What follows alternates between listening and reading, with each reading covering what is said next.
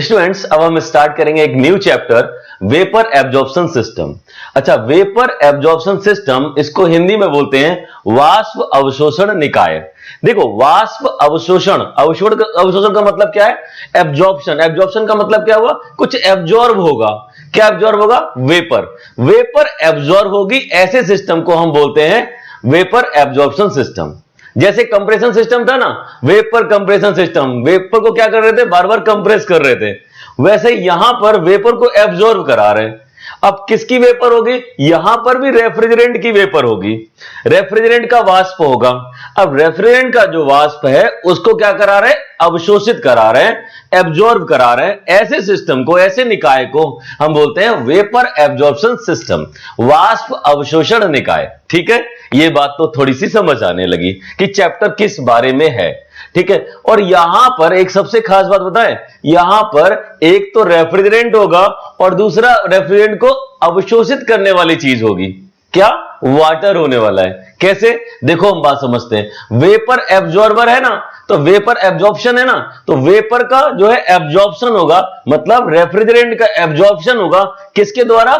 Absorber के द्वारा। और एब्जॉर्बर क्या होगा? वाटर। पानी जो है उसे अवशोषित कर लेगा। अब चूंकि अमोनिया को पानी बहुत ज्यादा अवशोषित कर सकता है, तो अमोनिया जो है या फिर NH3 जो है उसे एज अ रेफ्रिजरेंट जो है इस सिस्टम में इस्तेमाल करेंगे, और वाटर को एज एन एब्जॉर्बेंट जो है इस्तेमाल करेंगे। वाटर जो है या पानी जो है वो एब्जॉर्बर का या अवशोषक का काम करेगा। ठीक है, तो अब देख लेते हैं इस चैप्टर के अंदर कि कौन कौन से टॉपिक जो है हमारे सिलेबस में है, हमें क्या क्या पढ़ना है। ठीक है स्टूडेंट्स, तो स्टार्ट करेंगे। सबसे पहला टॉपिक हमारा आता है इंट्रोडक्शन। जैसा कि हर चैप्टर में होता है, एक छोटा सा इंट्रोडक्शन होगा, इसके बारे में थोड़ी सी जानकारी देंगे। वहां पे principle and working of simple absorption system. तो सिंपल एब्जॉर्प्शन सिस्टम की प्रिंसिपल पढ़ना है, सिद्धांत, और दूसरा वर्किंग पढ़नी है, कार्यविधि पढ़नी है। तो यहां पर क्या है पढ़ना है? सरल अवशोषण निकाय का परिचय पढ़ना है, सिद्धांत पढ़ना है तथा कार्यविधि पढ़नी है। ठीक है, तो यहां पर मूल बेसिक जो है आपका पहला टॉपिक जो है इंपॉर्टेंट हो जाएगा, क्योंकि ये जो है सभी कुछ इसके अंदर शामिल है। अच्छा, एक बात बता दें हम आपको यहीं पे, क्या है सिंपल एब्जॉर्प्शन सिस्टम या फिर सरल अवशोषण निकाय? इसका मतलब यह है कि यहां पर सिंपल वाला दिया हुआ है, यहां पर प्रैक्टिकल वाला नहीं दिया। तो सेकंड वाला जो ऑप्शन आएगा आपके बुक्स वगैरह में दिया होगा वो नहीं है। यहां पर क्या दिया? ओनली सिंपल एब्जॉर्प्शन सिस्टम दिया हुआ है, सरल दिया हुआ है, आराम से कर लेंगे, इजी होता है। ठीक है स्टूडेंट्स, अब देखते हैं दूसरा क्या है। दूसरा दिया हुआ है यहां पर topic domestic Electrolux refrigeration system.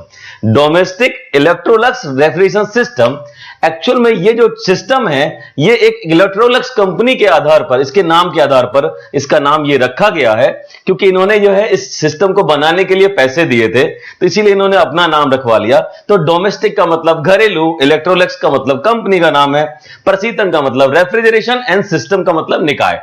तो यहां पर यह है घरेलू इलेक्ट्रोलक्स प्रशीतन निकाय, एक ये दूसरा निकाय इस सिस्टम के अंदर, इस चैप्टर के अंदर आ जाता है। तो यहां पर दो टॉपिक हो गए हमारे। तीसरा टॉपिक है सोलर पावर रेफ्रिजरेशन सिस्टम, मतलब ऐसा सिस्टम जो सोलर पावर से चलता हो। बाकी सब कुछ सेम, सिर्फ और सिर्फ जो हमारा जो पावर है ना वो कहां से मिल रही है? सोलर से मिल रही है। हीटिंग या इलेक्ट्रिसिटी जिसकी जरूरत है, कंप्रेसर चलाने के लिए इलेक्ट्रिसिटी कहां से मिलेगी? सोलर पावर से मिलेगी। तो ऐसे सिस्टम को हम सोलर पावर रेफ्रिजरेशन सिस्टम बोलते हैं। सौर ऊर्जा प्रशीतन तंत्र जो है ये हमारा तीसरा टॉपिक है। ठीक है, तो यहां पर 3 साइकिल्स एक तरह से हो गई जो हम यहां पे पढ़ेंगे। आगे देखते हैं एडवांटेज एंड डिसएडवांटेज। किसके बारे में एडवांटेज डिसएडवांटेज पढ़ेंगे? एक्चुअल में यहां पे सोलर पावर रेफरेंस सिस्टम का यहां पर एडवांटेज और डिसएडवांटेज देखना है। किससे कंपेयर करते हुए? जो पीछे जो हमने पढ़ लिया वेपर कंप्रेशन सिस्टम से, VC सिस्टम से। तो यहां पर क्या है? Advantage and disadvantage of solar power refrigeration system over VC system. Vapour compression system के सापेक्ष जो है आपको एडवांटेज डिसएडवांटेज बताने हैं। किसके? सोलर पावर के। वही सोलर फ्री में मिलता है, मतलब सीधा सा मतलब है वहां से एनर्जी क्या है? आराम से सीधे से मिल जाती है, हमें ऐसा कुछ काम करना नहीं पड़ता।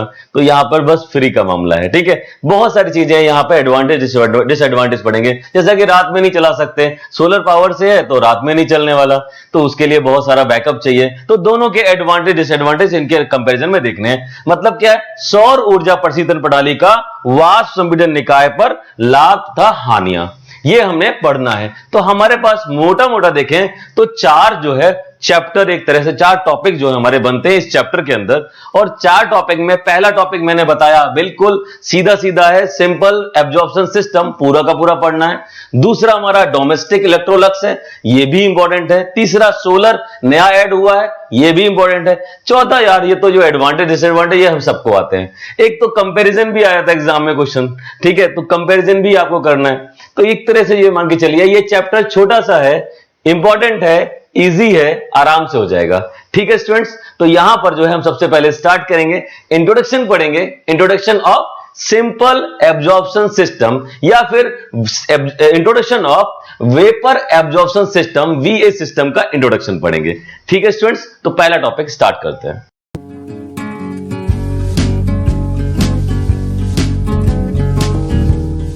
तो स्टूडेंट्स स्टार्ट करेंगे अपना पहला टॉपिक, क्या है यहां पर, इंट्रोडक्शन ऑफ वीए सिस्टम। वीए सिस्टम का मतलब वेपर एब्जॉर्प्शन सिस्टम, मतलब यह हुआ वाष्प अवशोषण निकाय का परिचय हम लोग पढ़ने वाले हैं। परिचय में क्या होता है, परिचय में इसके बारे में कुछ जानकारी लेंगे, कैसे ये कहां से क्या आया। देखो पहली चीज तो ये जो है हमारा ओल्डेस्ट जो है हमारा रेफ्रिजरेशन सिस्टम है। मतलब ये ओल्डेस्ट इसलिए बोलेंगे कि 1854 के आसपास का मामला है, या फिर उससे पुरानी बात करें तो उस समय क्या है और कोई सिस्टम तो रेफ्रिजरेशन आते नहीं थे, इसी तरह के सिस्टम को हमने इस्तेमाल कर लिया। देखते हैं इसमें क्या है। It is one of the oldest method of producing refrigeration effect. तो ये जो है हमारा one of the oldest method है, इसका मतलब और भी ओल्डेस्ट हैं, उनमें से एक है जिसका जो है रेफ्रिजरेशन इफेक्ट प्रोड्यूस करने मतलब उत्पन्न करने के लिए इस्तेमाल किया जाता था इस सिस्टम को, वीए सिस्टम, वेपर एब्जॉर्प्शन सिस्टम, वाष्प अवशोषण निकाय का जो है ये हमारा ओल्डेस्ट मेथड है और इसमें रेफ्रिजरेशन इफेक्ट उत्पन्न किया जाता है, ठीक है। आगे देखते हैं। दिस सिस्टम में be used in both the domestic and large industrial refrigeration plants। मतलब क्या हुआ, ये सिस्टम जो है वो कहां कहां इस्तेमाल करेंगे, एक तो डोमेस्टिक में, जाहिर सी बात है डोमेस्टिक का मतलब घरेलू कामकाज के लिए इस सिस्टम का इस्तेमाल कर सकते हैं। दूसरा जो है लार्ज इंडस्ट्रियल प्लांट्स जो है, जहां पे बड़े बड़े रेफ्रिजरेशन सिस्टम की जरूरत पड़ती है, वहां पर भी ये सिस्टम जो है इस्तेमाल किया जा सकता है, ठीक है। तो यहां पर दोनों जगह इस्तेमाल करेंगे, बोथ में, ठीक है। आगे देखते हैं। The refrigerant commonly used in वीए system is ammonia.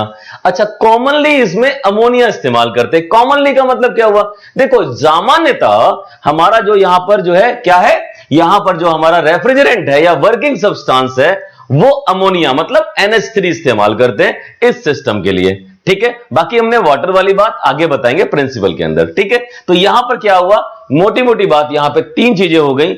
एक तो ओल्डेस्ट मेथड है रेफ्रिजरेशन सिस्टम के लिए, दूसरा डोमेस्टिक और जो है इंडस्ट्रियल यूज दोनों में आ रहा है, ठीक है। तीसरी बात हो गई कि यहां पर अमोनिया एज अ रेफ्रिजरेंट इस्तेमाल करते हैं, ठीक है। हिंदी में देख लेते हैं, हिंदी वाले स्टूडेंट के लिए, यह प्रशीतन प्रभाव उत्पन्न करने की सबसे पुरानी विधियों में से एक है। तो पुरानी विधियों में से एक हो गई। बाकी यह निकाय घरेलू तथा बड़े औद्योगिक प्रशीतन प्लांट दोनों में उपयोग किया जा सकता है।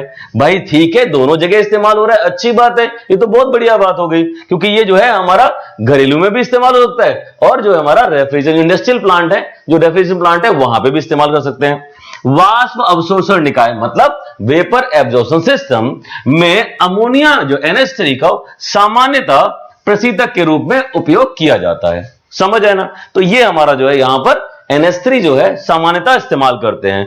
तो यहां पर जो है NH3 को सामान्यतः प्रशीतक के रूप में प्रयोग किया जाता है। क्लियर हो गया। तो ये हमारा जो है एक छोटा सा इंट्रोडक्शन हो गया। इसके बाद हम लोग पढ़ेंगे, क्या पढ़ेंगे, इसके बाद नेक्स्ट हमारा आता है principle of vapour absorption system. तो वेपर एब्जॉर्प्शन सिस्टम का प्रिंसिपल पढ़ेंगे, उसके बाद हम क्या पढ़ेंगे, वर्किंग पढ़ेंगे सिंपल एब्जॉर्प्शन सिस्टम की, ठीक है स्टूडेंट्स।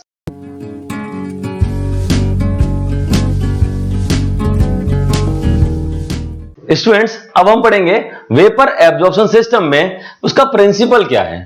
प्रिंसिपल का मतलब, जब भी कोई प्रिंसिपल की बात करे तो प्रिंसिपल का मतलब यह होता है, या सिद्धांत का मतलब यह होता है कि क्या क्या हो रहा है इस पूरे सिस्टम के अंदर, किस पर बेस्ड है, कैसा सोचा गया, उसके बारे में यहां पर बात करेंगे। ठीक है, तो वेपर एब्जॉर्प्शन सिस्टम का बेसिक सिद्धांत यह है कि भाई यहां पर कंप्रेसर तो इस्तेमाल हो नहीं रहा, यहां क्या इस्तेमाल हो रहा है, यहां पर इस्तेमाल हो रहा है एब्जॉर्बर, एक छोटा सा पंप, उसके अलावा जनरेटर इस्तेमाल हो रहा है, और एक जो है प्रेशर रिड्यूसिंग वाल्व भी इस्तेमाल हो रहा है।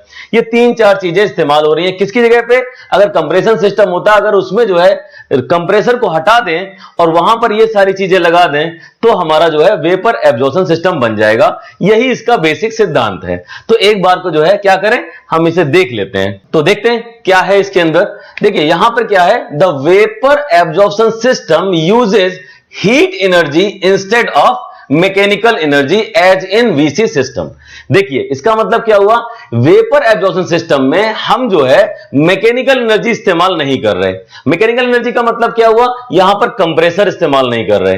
कंप्रेसर क्या करता है, मैकेनिकली वर्क करता है। तो यहां पर हमारे पास ऐसे सिस्टम नहीं है जिसके अंदर जो है हमारा मूविंग पार्ट हो। यहां पर क्या है, यहां पर हम हीट एनर्जी का इस्तेमाल कर रहे हैं किसकी जगह पे, मैकेनिकल एनर्जी की जगह पे। और मैकेनिकल एनर्जी कहां इस्तेमाल हो रही थी, वीसी सिस्टम में। तो वीसी सिस्टम में जैसा मैकेनिकल एनर्जी इस्तेमाल होती है, वैसे यहां पर वेपर एब्जॉर्प्शन सिस्टम में हम हीट एनर्जी मतलब ऊष्मीय ऊर्जा जो है इस्तेमाल कर रहे होते हैं। पहली चीज यहां पर हो गई।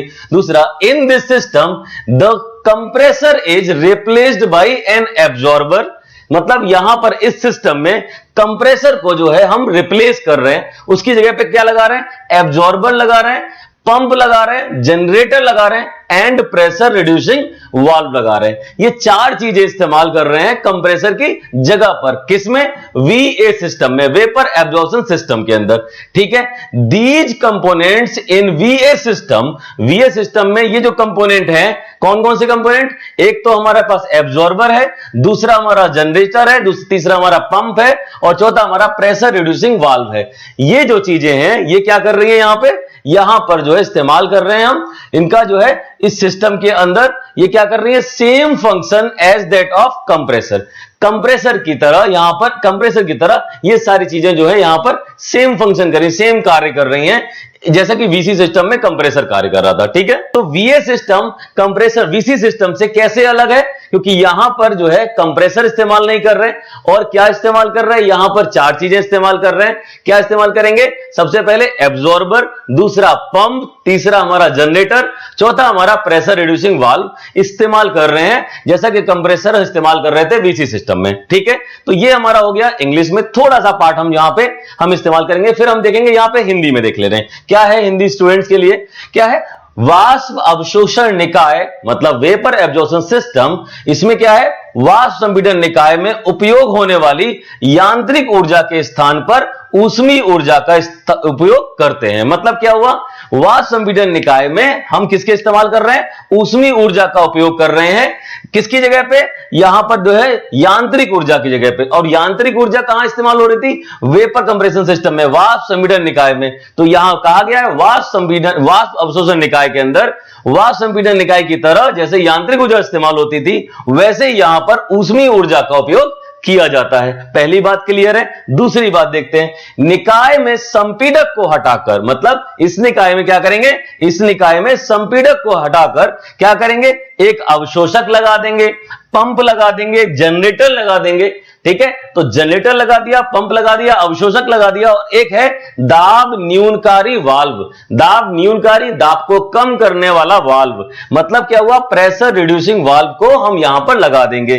ठीक है, तो ये लगाया गया है। तो ये चार चीजें जो है हमने किसके स्थान पर लगाई हैं, संपीड़क के स्थान पर लगा दी हैं। ठीक है, अच्छा संपीड़क कहां इस्तेमाल हो रहा है, वीसी साइकिल में इस्तेमाल हो रहा है। तो एक तरह से कंपैरिजन भी है कि कैसे हमारा वेपर एब्जॉर्प्शन सिस्टम में जो है हमारा क्या क्या चीजें कार्य कर रही हैं। ठीक है, उसके अलावा ये जितने भी अंग लगाए हैं, ये अंग जैसे अवशोषण निकाय में जो ये अंग लगे हुए हैं वो वही कार्य कर रहे हैं जो कि वाष्प संपीड़न निकाय में संपीडक कार्य करता था। जैसा संपीडक कार्य कर रहा था वाष्प संपीड़न निकाय में, वैसा ही यहां पर वेपर एब्जॉर्प्शन सिस्टम में मतलब वाष्प अवशोषण निकाय के अंदर ये सारे अंग जो है कार्य करते हैं। तो यही हमने यहां पर बताया है, केवल 4 चीजें।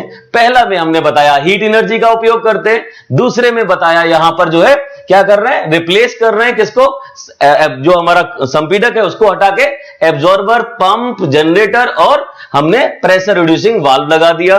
तीसरी बात जो हमने बात कर ली वो ये है कि ये सब ऐसे ही काम कर रहे हैं जैसे कि संपीडक कार्य कर रहा था। ठीक है, तो ये पूरा का पूरा जो सिस्टम है इसके अंदर इस तरह से ये सारे कंपोनेंट कार्य करते हैं जैसा कि वीसी सिस्टम में काम कर रहे थे। तो एक चीज तो पता लग गई, यहां पर मूविंग पार्ट केवल पंप है जो कि एक छोटा सा मूविंग पार्ट है। तो यहां पर जो है वेपर एब्जॉर्प्शन सिस्टम में मूविंग पार्ट के तौर पे कम से कम मूविंग पार्ट इस्तेमाल किए गए हैं, तो टूट फूट नहीं होने वाली। और यहां पर कॉम्प्लिकेटेड सिस्टम नहीं है, कंप्रेसर एक तरह से एक कॉम्प्लिकेटेड सिस्टम में वहां पे हमारा वाल्व सिस्टम पूरा होता है और वहां पे प्रेशर जो है बहुत ज्यादा जो है बढ़ाया जाता है, तो वहां पे कार्य भी बहुत ज्यादा करना पड़ता है। तो यहां कार्य भी कम हो गया, इतना ज्यादा कार्य नहीं करना पड़ रहा, तो इसलिए यह सिस्टम थोड़ा सा वीसी सिस्टम से अच्छा है। ठीक है, और देख लेते हैं क्या बातें हैं। देखो इन दिस सिस्टम, इस सिस्टम के अंदर और क्या हो रहा है, the vapour refrigerant from evaporator. देखो यहां पर हम थोड़ी सी कार्य प्रणाली के बारे में बात करेंगे। क्या होगा, प्रिंसिपल ही है हमारा, इस प्रिंसिपल के तौर पे क्या क्या इसमें हो रहा है। तो इस सिस्टम में क्या हो रहा है, वेपर रेफ्रिजरेंट जो है वो एवेपोरेटर से निकाला जाता है। तो सबसे पहले क्या देखेंगे, इसमें सिस्टम में क्या क्या लगा होगा। देखो एवेपोरेटर होगा, उसके अलावा क्या होगा, कंडेंसर भी होगा और जो है यहां पे एक्सपेंडर भी होगा। ठीक है, एक्सपेंडर का मतलब एक्सपेंशन वाल्व भी होगा, मतलब जहां पर हम क्या कर रहे हैं, एक्सपेंशन करेंगे। ठीक है, उसके अलावा संपीडक होता था, संपीडक की जगह 4 चीजें आ गई। तो इतनी चीजें बढ़ तो गई लेकिन यहां पे मूविंग पार्ट्स हमारे कम हो गए। तो देखेंगे सबसे पहले इस सिस्टम के अंदर vapour refrigerant from evaporator is drawn into absorber, मतलब जो वेपर रेफ्रिजरेंट है, वाष्प जो है हमारा प्रशीतक है, वो क्या कर रहेगा, इवेपोरेटर से निकाल के कहां पहुंच जाएगा, एब्जॉर्बर के अंदर। और जहां पे एब्जॉर्बर में क्या हो रहा है, जहां पर एब्जॉर्बर जो है वो वीक सॉल्यूशन को जो है, वीक सॉल्यूशन का मतलब यहां पर क्या है, यहां पर इवेपोरेटर से वीक सॉल्यूशन मिलेगा उसको, उसे हम वीक सॉल्यूशन बोलेंगे, बताएंगे क्या होता है आगे चल के जब सिस्टम पढ़ाएंगे। तो वीक सॉल्यूशन को लेता है एंड फॉर्मिंग, उसे बदल देता है किसमें, स्ट्रॉन्ग सॉल्यूशन में बदल देता है। तो एब्जॉर्बर का क्या काम हो गया, वीक सॉल्यूशन को स्ट्रॉन्ग सॉल्यूशन में बदल देना। ठीक है, कैसे बदलता है थोड़ी सी बात बता देता हूं। होता क्या है, एब्जॉर्बर के अंदर पानी भरा होता है और उसमें जो है अमोनिया, मतलब हमारा रेफ्रिजरेंट जब आता है तो वाटर उसे एब्जॉर्ब कर लेता है। बहुत ज्यादा अमोनिया एब्जॉर्ब कर ली और बहुत ज्यादा अमोनिया एब्जॉर्ब करने पे जो सॉल्यूशन है वो तो स्ट्रॉन्ग बन जाएगा ना, तो वही स्ट्रॉन्ग बना है। तो स्ट्रॉन्ग सॉल्यूशन बना दिया किसने, एब्जॉर्बर ने। तो एब्जॉर्बर ने स्ट्रॉन्ग सॉल्यूशन बनाया किसका, रेफ्रिजरेंट का। तो ये जो स्ट्रॉन्ग सॉल्यूशन है ये कहां जाएगा, ये जाएगा पंप के माध्यम से जनरेटर के अंदर। देखें this strong solution is pumped to generator, तो जनरेटर की तरफ जो है पंप कर दिया गया, पंप कर दिया गया। उसके बाद क्या होगा, वेयर इट इज हीटेड, जहां पर जनरेटर में क्या हो रहा है, जनरेटर वैसा जनरेटर नहीं है जो भाप जनित वगैरह बनाते हैं, नहीं, ये जनरेटर क्या है, यहां पर क्या है, हीटिंग कॉइल्स लगी होती हैं जिससे कि वहां पर जो भी हमारा स्ट्रॉन्ग सॉल्यूशन पहुंचा है उसको हीट कर दिया जाता है। अब हीटिंग कॉइल कैसे काम करती, आप सोलर एनर्जी का इस्तेमाल कर लीजिए या फिर बाहर से कोई हीट वगैरह का इस्तेमाल कर दीजिए। तो वेयर इट इज हीटेड, जहां पर उसे गर्म किया जाएगा स्ट्रॉन्ग सॉल्यूशन को सम एक्सटर्नल सोर्स के द्वारा, कुछ एक्सटर्नल सोर्स जो भी आपके पास हो उस एक्सटर्नल सोर्स के माध्यम से, बाहरी कोई भी सोर्स हो उसके माध्यम से उसको हीट किया जाता है। उसके बाद क्या करेंगे, ड्यूरिंग हीटिंग, हीटिंग के दौरान जो वेपर रेफ्रिजरेंट है, वो वेपर रेफ्रिजरेंट, देखो पानी और पानी और जो रेफ्रिजरेंट है मतलब अमोनिया, ये मिक्स होके गया था ना, वहां पर उसे हीट किया गया तो वहां से केवल वेपर रेफ्रिजरेंट आगे निकल जाएगा। तो वेपर रेफ्रिजरेंट जो है उसे निकाल लिया जाता है, ड्रिवन ऑफ, उसे निकाल के कहां पहुंचाया जाता है, बाय द सॉल्यूशन से निकाल लिया जाता है एंड एंटर्स इनटू कंडेंसर, उसे कंडेंसर में भेज दिया था। कंडेंसर मतलब संघनित, उसका काम क्या होता है, कंडेंस करना। कंडेंस का मतलब वेपर में था लिक्विड में कन्वर्ट कर देगा। तो लिक्विड जो है यहां पर कंडेंसर के बाद क्या होगा, लिक्विड अवस्था में हमारा रेफ्रिजरेंट, ठीक है, जाएगा कहां पे, and further goes to evaporator, फिर एवेपोरेटर पे पहुंच गया तो लिक्विड अवस्था में एवेपोरेटर पे पहुंच जाएगा, और जिससे कि जो है साइकिल कंप्लीट हो जाएगी। एवेपोरेटर से स्टार्ट किया था, एवेपोरेटर पे खत्म कर दिया। मतलब ये हुआ प्रिंसिपल कि भैया यहां पर जो है आप मूल एक काम कर रहे हैं, रेफ्रिजरेंट को ले रहे हैं एवेपोरेटर से, एब्जॉर्बर में आके स्ट्रॉन्ग सॉल्यूशन बना के पंप करके जनरेटर में भेज के गर्म करके वहां से वाष्प बना दिया, और वहां से हमने कंडेंसर में लेके आए, लिक्विड में कन्वर्ट किया, और फिर से जो है हमने एवेपोरेटर में भेज दिया। तो ये पूरा का पूरा साइकिल बन गया। ठीक है, तो यही जो है हमारा सिद्धांत है, ये पूरा का पूरा सिस्टम में। हिंदी वाले स्टूडेंट्स जल्दी से देख लें क्या है यहां पर। इस निकाय में वाष्प प्रशीतक वाष्पक से अवशोषक में जाता है। मतलब इस निकाय के अंदर क्या हो रहा है, वाष्प प्रशीतक मतलब वेपर जो है हमारा रेफ्रिजरेंट, वो कहां जाता है, वाष्पक से निकलकर, मतलब वाष्पक मतलब एवेपोरेटर से अवशोषित हो जाता है, अवशोषक में जाता है, मतलब एब्जॉर्बर में जाता है। ठीक है, जहां पर वह सांद्र विलयन को पंप के द्वारा, मतलब अवशोषक में क्या हो गया, सांद्र विलयन बन गया, मतलब स्ट्रॉन्ग सॉल्यूशन बन गया, और उसको पंप के द्वारा जनरेटर में भेज देता है। तो जनरेटर में भेज दिया, अवशोषक से निकल के कहां पे जाएगा, स्ट्रॉन्ग सॉल्यूशन बन के पंप के द्वारा कहां पे, जनरेटर में पहुंच गया। जनरेटर में जहां पर बाहरी सोर्स से उसे गर्म किया जाएगा, वहां पर बाहरी सोर्स से उसे गर्म कर दिया, और जिससे क्या हो गया, वाष्पक प्रशीतक को निकालकर जनरेटर में क्या होगा, वाष्पक प्रशीतक को वहां जब हीट करेंगे तो वाष्पक प्रशीतक ऊपर उठेगा, तो वो जो है वहां से उसे निकालकर कहां पहुंचाएंगे, संघनित्र में पहुंचा देंगे, मतलब कंडेंसर में पहुंचा देंगे, और कंडेंसर में पहुंचा के उसे जो है पुनः आगे की तरफ वाष्पक में भेज दिया जाता है, जिससे चक्र पूरा हो जाएगा।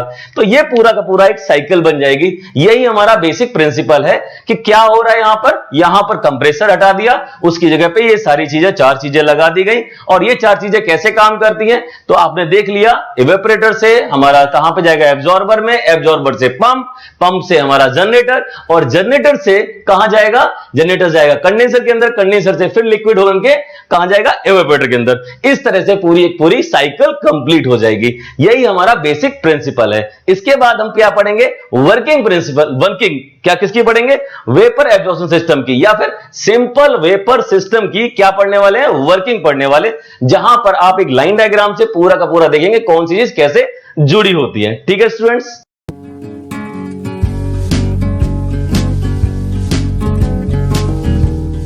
स्टूडेंट्स अब हम लोग समझेंगे कि वेपर जो है एब्जॉर्प्शन सिस्टम कौन सा वाला, सिंपल वाला, क्योंकि हमारे सिलेबस में सिंपल वाला दिया हुआ है। तो सिंपल वेपर एब्जॉर्प्शन सिस्टम मतलब साधारण वाष्प अवशोषण निकाय, इसके बारे में हम लोग पढ़ने वाले हैं। एक्चुअल में इसकी वर्किंग पढ़ने वाले हैं, क्योंकि इसके बारे में पूरा डिटेल, क्या क्या कंपोनेंट्स लगे हुए हैं, कैसे काम करता है, हर एक कंपोनेंट का उसका वर्क समझाना, ये सारा का सारा इसमें चलेगा। एग्जाम में क्वेश्चन आएगा, डिफाइन या फिर describe the simple vapour absorption system, मतलब साधारण वाष्प अवशोषण निकाय के बारे में आप जो है समझाइए। तो आप पूरा का पूरा ये कॉन्सेप्ट पहुंचा देंगे। ठीक है, तो समझेंगे इसमें कंपोनेंट कौन कौन से होते हैं। तो देखो, the main component of this system are, इस निकाय के मुख्य अंग हैं कौन कौन से, एक इवेपोरेटर लगा होगा, वाष्पक बोलते हैं, दूसरा एब्जॉर्बर लगा होगा, इसको हम अवशोषक बोलते हैं, पंप लगा होगा, इसको जो पंप ही बोलेंगे हिंदी में, जनरेटर को जनरेटर ही हिंदी में बोलेंगे, कुछ लोग जनित्र बोल देते हैं, लेकिन यहां पर यह वर्ड उतना अच्छा लगेगा नहीं। जनरेटर है, जनरेट करता है, जनरेट करता है, यहां पर वेपर जो है रेफ्रिजरेंट को जनरेट करता है प्रेशर के साथ, ठीक है, हाई प्रेशर पे, तो जनरेटर हो गया। उसके अलावा क्या करता है, प्रेशर रिड्यूसिंग वाल्व लगा होता है एक, उसके बारे में देखेंगे। कंडेंसर तो हर जगह लगा था, तो संघनित्र बोलते हैं, इसके बारे में समझेंगे। एक्सपेंशन वाल्व मतलब यहां पे वही एक्सपेंशन वाल्व जैसा बताया पे हर एक में लगा होता है। अभी हमने जो प्रिंसिपल पढ़ा था उसमें एक्सपेंशन वाल्व को डिस्कस नहीं किया था, लेकिन ठीक है, हर जगह होता है, एक्सपेंशन वाल्व लगा हुआ है। ऐसे ही रिसीवर लगा हुआ है, रिसीवर का मतलब जहां पर हम स्टोर कर सकते हैं। मैंने बताया था ना, रिसीवर वहीं इस्तेमाल करेंगे जहां पर आपका जो है कंडेंसर लगा होगा, और मतलब वहां पर वेपर और जो है लिक्विड में जो है कुछ ट्रांसफॉर्मेशन हो रहे होंगे, वहां रिसीवर टैंक जरूर मिलेगा। ठीक है, तो यहां पर एक चीज है प्रेशर रिड्यूसिंग वाल्व, इसका नाम होता है दाब न्यूनकारी वाल्व। ठीक है, हिंदी वाले समझ लें। तो ये पूरा का पूरा यहां पर 8 डिवाइसेस लगी हुई हैं, 8 डिवाइसेस का उपयोग करेंगे और निकालेंगे आपका जो है पूरा का पूरा सिस्टम कैसे डिफाइन करेंगे। चलिए देखते हैं। देखो यहां पर जो है हमारा पूरा का पूरा सिस्टम बना हुआ है। देखें कहां से शुरू करें। सबसे पहला क्वेश्चन आता है कि आप इस डिवाइस को कहां से स्टार्ट कर सकते हैं। देखिए सबसे लास्ट जो कॉन्सेप्ट होता है वो होता है हमारा एवेपोरेटर। मतलब एवेपोरेटर में आप क्या रखेंगे, कोई वस्तु को रखेंगे जिसे ठंडा करना है, ठीक है। तो एवेपोरेटर से स्टार्ट करेंगे क्योंकि वहां पर जो हीट का क्या होगा, एब्जॉर्ब होगी, हीट एब्जॉर्ब होगी, ठीक है। हीट का एब्जॉर्प्शन होगा किसमें से, जो वस्तु हमें ठंडी करनी है उसके में से हीट निकालनी है, सीधा सा हिसाब है। इसको जो है यहां पे हीट उसमें से निकाल दी, तो कौन ले जाएगा वो उस हीट को, उस हीट को ले जाएगा रेफ्रिजरेंट। तो वो हीट रेफ्रिजरेंट ने क्या कर लिया, एब्जॉर्ब कर ली। तो रेफ्रिजरेंट जो है हीट एब्जॉर्ब कर लेगा और उस समय जो है यहां पर लो प्रेशर, यहां पर अमोनिया वेपर, एक्चुअली हमें पता है ना पूरे सिस्टम में क्या घूम रहा है, अमोनिया वेपर, ये अमोनिया ही जो है वो पूरे सिस्टम में चला रही है। मतलब यहां पर मेन रेफ्रिजरेंट क्या है, वो हमारा अमोनिया है या NH3 बोल सकते हैं। तो सबसे पहले देखेंगे हमने एवोपरेटर में अमोनिया के द्वारा जो है हीट को एब्जॉर्ब कर लिया। उसके बाद जो अमोनिया क्या करेगी, लो प्रेशर अमोनिया की वेपर वो आगे जाएगी। अब आप कहोगे सर अभी तो यहां पर लिक्विड अमोनिया थी, पहले कभी बात कर रहे थे, अब यहां पर एकदम से यहां पर अमोनिया वेपर कैसे बन गया। अच्छा, वेपर बनाने की प्रथा तो है पिछले वाले कंप्रेशन सिस्टम में भी थी, वहां भी तो जैसे इवेपोरेटर से निकलता था वहां पे भी वेपर बन जाता था। तो इसमें कौन सी नई बात है, यहां पे भी क्या हो रहा है, इवेपोरेटर से रेफ्रिजरेंट निकल रहा है और वो क्या कर रहा है, लो प्रेशर अमोनिया वेपर में कन्वर्ट हो जा रहा है। अच्छा, ये लो प्रेशर अमोनिया वेपर जैसे ही जाएगी कहां पे, एब्जॉर्बर के अंदर। एब्जॉर्बर में भरा हुआ है पानी, समझिए एब्जॉर्बर क्या है, एक तरह से पानी भरा हुआ है और उस पानी को ठंडा करने के लिए कूलिंग वाटर एक इस तरह से सर्कुलेट कर रहा है। तो यहां पर कूलिंग वाटर जो है क्या हो रहा है, सर्कुलेट हो रहा है। तो यहां पर वो चीज को ठंडा भी कर रहा है। जितना भी टेम्परेचर यहां से आया था, यहां पे कुछ टेम्परेचर जो है, यहां पे कुछ टेम्परेचर रिड्यूस करा जाए कूलिंग वाटर के थ्रू, यहां पे थोड़ा सा ठंडा करा जाएगा, ठीक है। तो यहां पे भी हीट थोड़ी सी रिमूव होगी। एब्जॉर्बर के अंदर हो क्या रहा है, वाटर भरा हुआ, इधर से आया अमोनिया, वो वाटर जो है अमोनिया को एब्जॉर्ब करना स्टार्ट कर देगा। कितनी अमोनिया एब्जॉर्ब कर लेगा, बहुत सारी एब्जॉर्ब कर लेगा। और जब बहुत सारी अमोनिया एब्जॉर्ब कर लेगा पानी, तो फिर क्या होगा, वाटर और अमोनिया का जो स्ट्रॉन्ग सॉल्यूशन है वो आगे ट्रांसफर होगा। कौन ट्रांसफर करेगा, पंप लगा हुआ है, ये पंप उस स्ट्रॉन्ग सॉल्यूशन को आगे ट्रांसफर करेगा। कहां पे, जनरेटर के अंदर। कहां पे पहुंचाएगा, जनरेटर यहां लगा हुआ है, जनरेटर तक पहुंचाएगा। जनरेटर में क्या हो रहा है, एक हीटिंग कॉइल लगी हुई है, हीटिंग कॉइल लगी हुई है। ये हीटिंग कॉइल क्या करती है, जनरेटर में पहुंचने वाला जो स्ट्रॉन्ग सॉल्यूशन है उसको हीट करना स्टार्ट करेगा, टेम्परेचर बढ़ाएगा। अब आपको तो पता है अमोनिया को थोड़ा सा भी टेम्परेचर मिलेगा तो क्या करेगा, अमोनिया का वेपर बन जाएगा। पानी तो 100 डिग्री पे जाके ना वेपर बनेगा। तो यहां क्या हो जाएगा, यहां पर अमोनिया की वेपर जो है यहां से निकलना स्टार्ट हो जाएगी और बहुत सारी वेपर बनेगी। अब ये बहुत सारी वेपर वो आगे चली जाएगी, बात करेंगे। उससे पहले जो यहां बचा हुआ सॉल्यूशन है उसे हम वीक सॉल्यूशन बोलेंगे।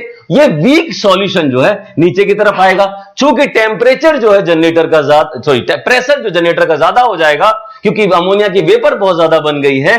तो यहां पर जो निकलेगा तो ये प्रेशर ज्यादा होगा, इसको प्रेशर रिड्यूसिंग वाल्व से हम कम करेंगे, एब्जॉर्बर के प्रेशर के बराबर लेके आएंगे और एब्जॉर्बर के प्रेशर पे बराबर लाके वीक सॉल्यूशन को वापस से एब्जॉर्बर में डालेंगे। तो एक छोटी सी साइकिल यहां बन गई। स्ट्रॉन्ग सॉल्यूशन निकला, पंप से पंप हुआ, जनरेटर में पहुंचा, जनरेटर से जो वीक सॉल्यूशन है उसको वापस से एब्जॉर्बर में भेज दिया, एक ये साइकिल बन गई।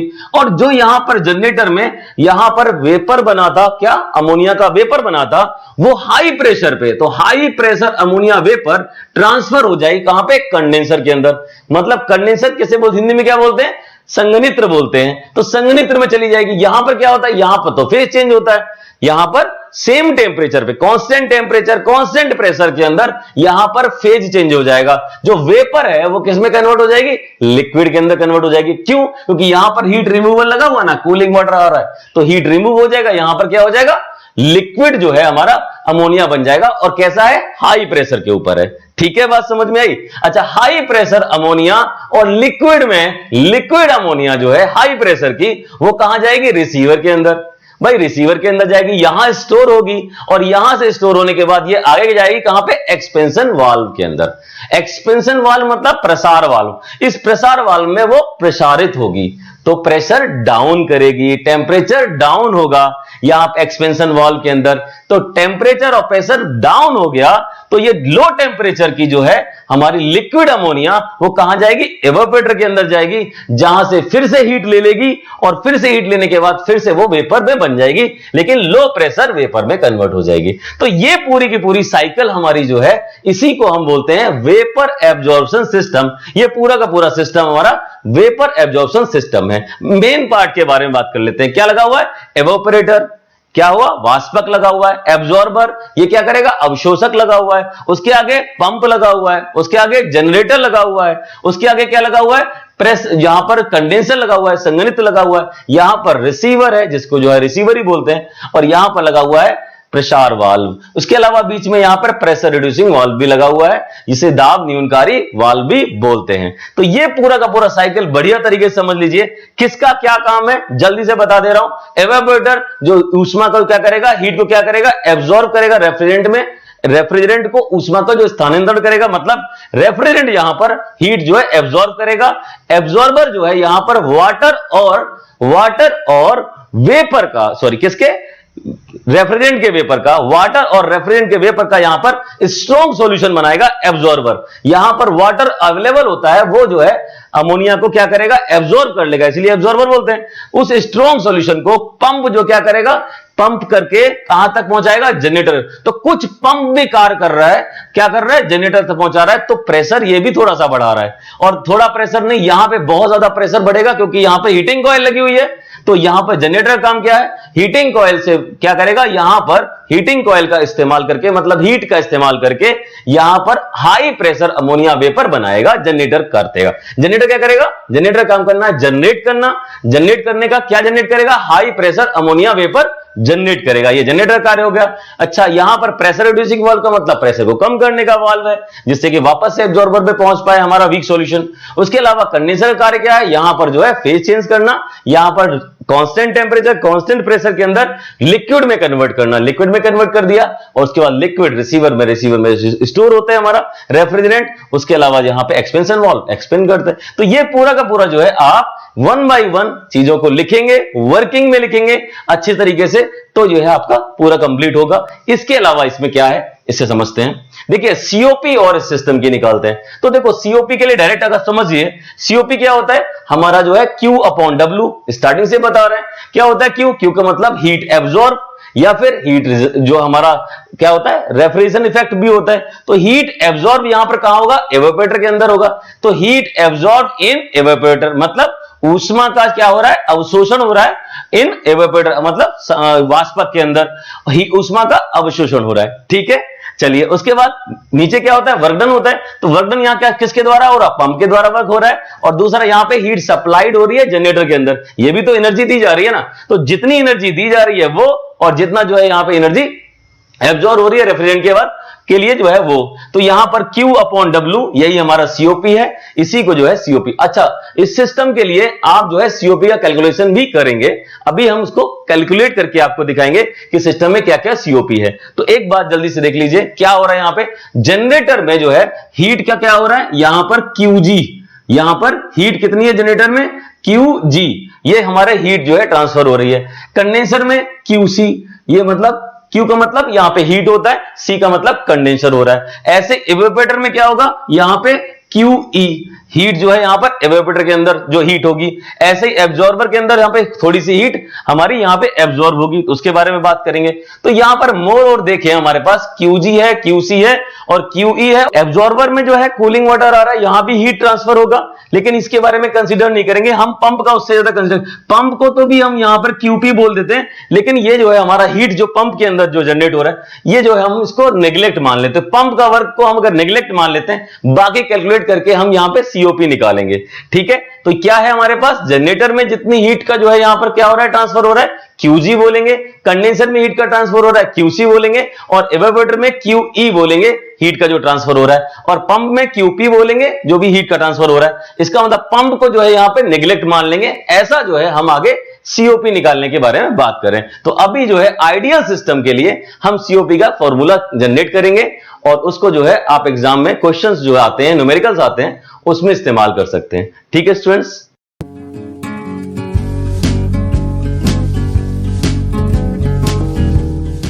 स्टूडेंट्स अब हम क्या पढ़ेंगे, आइडियल जो है COP of ideal vapour absorption system.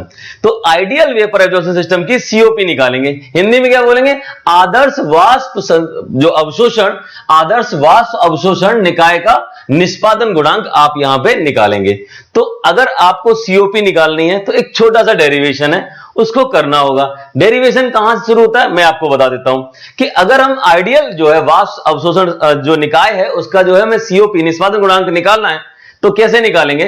सबसे पहले हमें कुछ हीट चाहिए, कितनी हीट कहां पे एब्जॉर्ब हो रही है, कहां पर रिजेक्ट हो रही है, उसके बारे में जानकारी चाहिए। तो मैंने अभी बताया था आपको, जनरेटर के अंदर हीट QG है, और अगर हम कंडेंसर के अंदर देखें तो QC है, और इवेपोरेटर के अंदर QE है, यहां पर पंप के अंदर QP है। तो पंप वर्क के कारण QP हीट जो है यहां पर ट्रांसफर हो रही है हमारे रेफ्रिजरेंट को। अब देखते हैं कि रेफ्रिजरेंट को कितनी हीट ट्रांसफर हुई, मतलब कितनी हीट जो है रेफ्रिजरेंट ने अवशोषित की या फिर सप्लाई की गई उसको, और कितनी हीट रेफ्रिजरेंट से बाहर निकाली गई।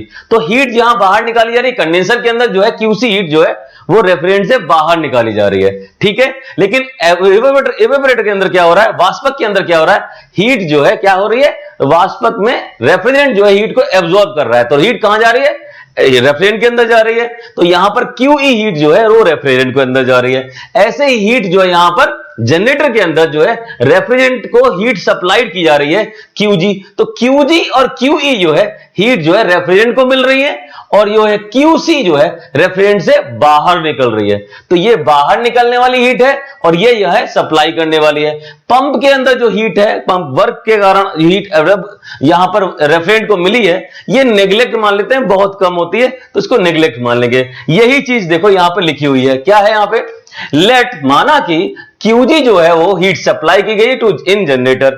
यहां पर क्या लिखेंगे, ऊष्मा का जो है यहां पर जो क्या स्थानांतरण किया गया है, किसको, जनरेटर को। जनरेटर के अंदर जो है ऊष्मा का स्थानांतरण किया गया, कितना, QG है। मान लिया QC क्या है, जितना हमारा कंडेंसर के अंदर जो हीट ट्रांसफर हुई है। तो कंडेंसर के अंदर हीट ट्रांसफर मतलब हीट जो है यहां पे कंडेंसर में जो है ट्रांसफर हुई है रेफ्रिजरेंट को। ठीक है, रेफ्रिजरेंट से बाहर एटमॉस्फेयर को QC हुई है। QE क्या है, एवेपोरेटर के अंदर जो हीट का ट्रांसफर हुआ है, हीट एब्जॉर्ब होती है ना एवेपोरेटर के अंदर, वो हमारी होगी QE। उसके अलावा QP क्या है, heat added due to pump work. Pump work के कारण जो है हीट जो है रेफ्रिजरेंट को मिल गई थी, तो वो हमारी नेग्लेक्ट मान लिया, उसको बहुत कम है तो उसे छोड़ देंगे। तो ये हमारे पास केवल 3 हीट है, QG, QC और QE।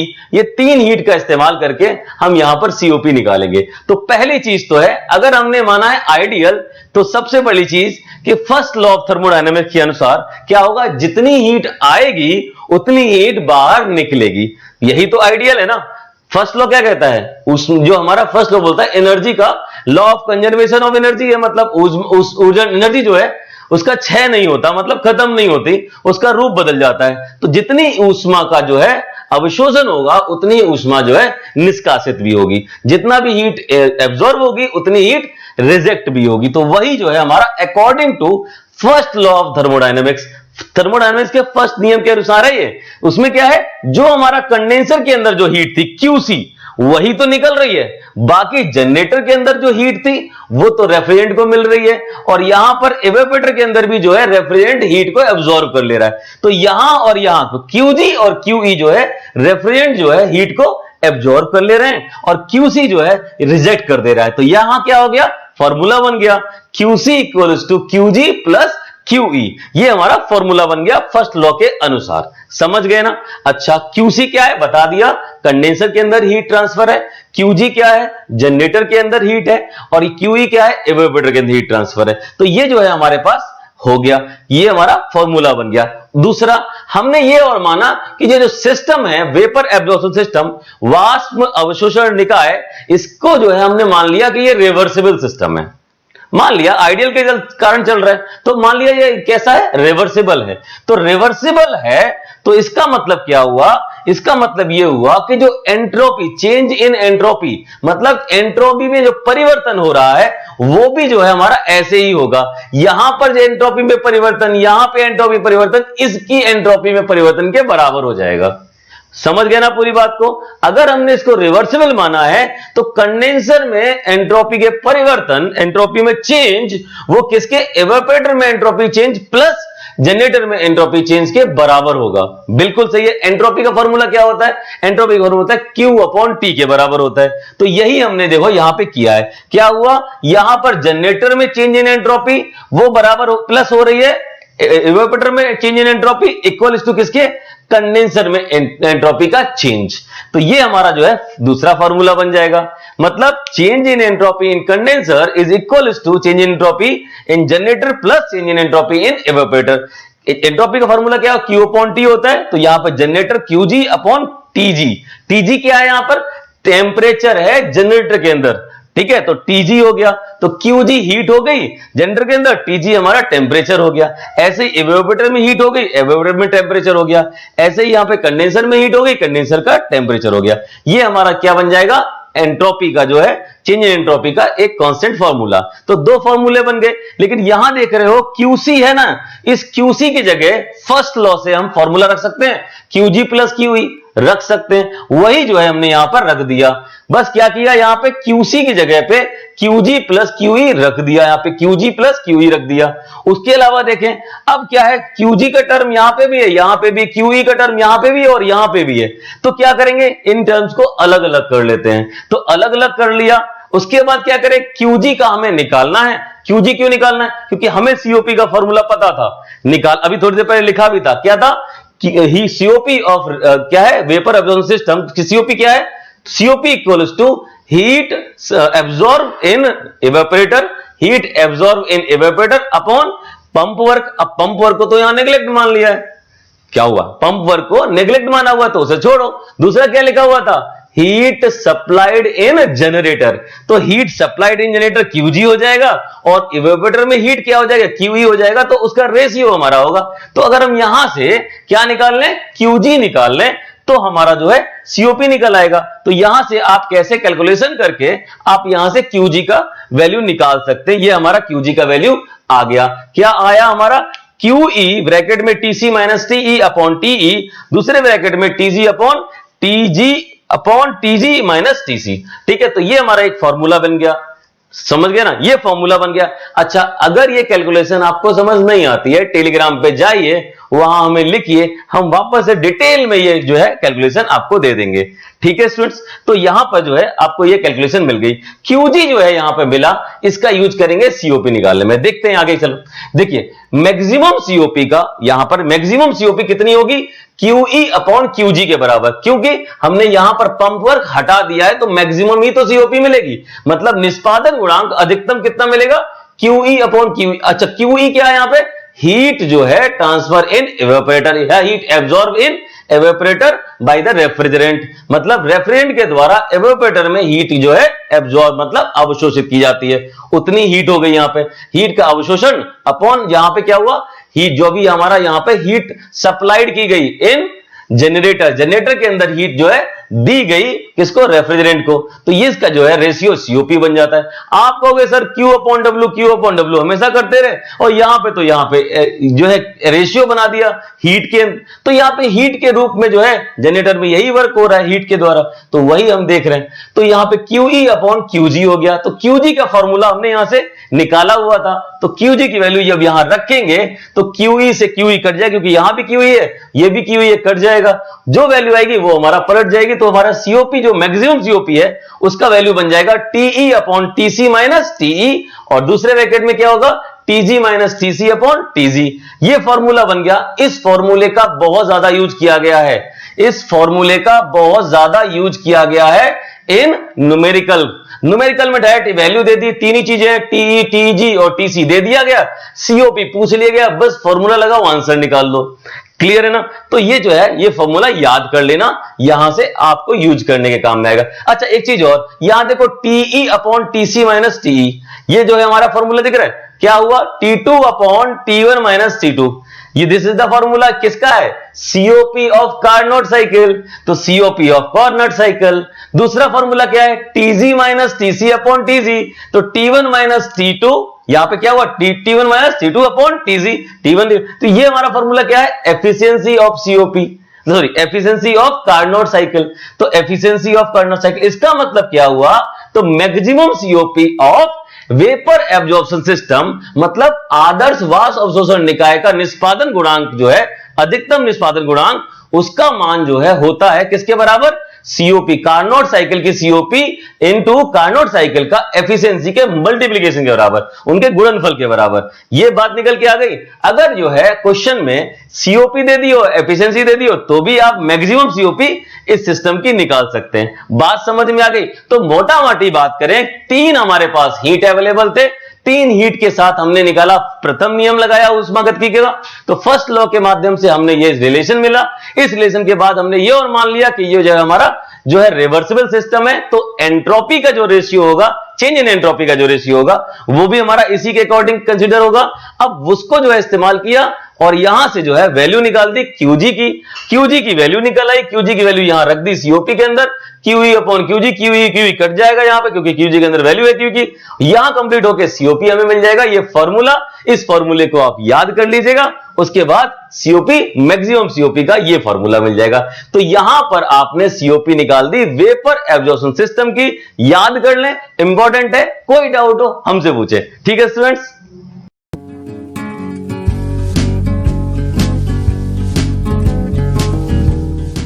स्टूडेंट्स अब हम नेक्स्ट टॉपिक पढ़ेंगे अपना, यहां पर डोमेस्टिक इलेक्ट्रोलक्स रेफ्रिजरेशन सिस्टम। तो एक और सिस्टम है जो कि डोमेस्टिक इलेक्ट्रोलक्स के नाम से आता है। तो डोमेस्टिक इलेक्ट्रोलक्स का मतलब क्या हुआ, यहां पर घरेलू इलेक्ट्रोलक्स। अच्छा, एक स्टार्ट करने से पहले मैं आपको बता दूं, ये इलेक्ट्रोलक्स कुछ और नहीं, एक कंपनी का नाम है। ठीक है, मतलब क्या हुआ, इसका मतलब यह हुआ कि यहां पर नाम कैसे आ गया, कि कंपनी ने इसको डेवलप किया था? नहीं, कंपनी ने डेवलप नहीं किया था। किसने किया था? ये जो है एक स्टूडेंट ने डेवलप किया था और उसने क्या किया, इस सिस्टम को बनाया, लेकिन उस सिस्टम को आगे बनाने के लिए उसको फंड नहीं था। फंड किसने किया? इलेक्ट्रोलक्स कंपनी ने।